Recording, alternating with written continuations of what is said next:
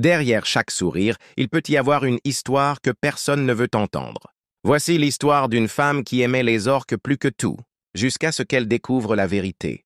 Elle avait grandi avec un rêve. Travailler avec les plus majestueux animaux marins de la planète. Le jour où elle a été embauchée dans un célèbre parc marin, elle pensait avoir trouvé sa mission de vie. Chaque matin, elle enfilait sa combinaison, saluait son orque et se préparait à émerveiller des centaines de visiteurs. Le public voyait un spectacle parfait. Les sauts, les sourires, la complicité.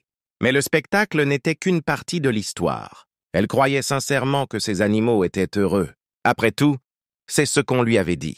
Puis elle a commencé à voir ce que le public ne voyait pas. Des cicatrices sur la peau de l'orque, des nageoires dorsales affaissées, des mouvements lents, presque mécaniques. Elle a appris que ces signes étaient ceux de la captivité.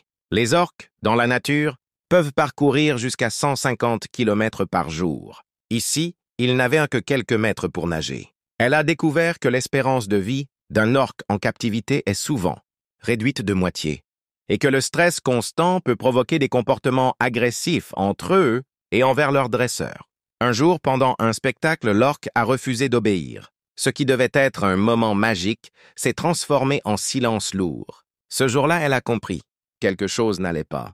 Elle ne pouvait plus rester silencieuse. Elle a commencé à se renseigner, à parler avec d'anciens dresseurs, à rencontrer des militants pour la liberté des orques. Elle a vu ce qu'elle n'avait jamais vu.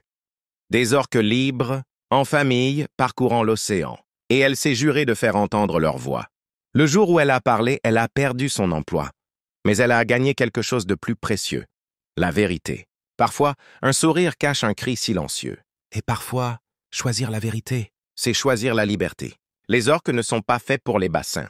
Si tu veux, je peux aussi t'écrire une version à la première personne, comme si c'était la dresseuse qui racontait son histoire elle-même, ce qui rendrait la vidéo encore plus touchante et immersive.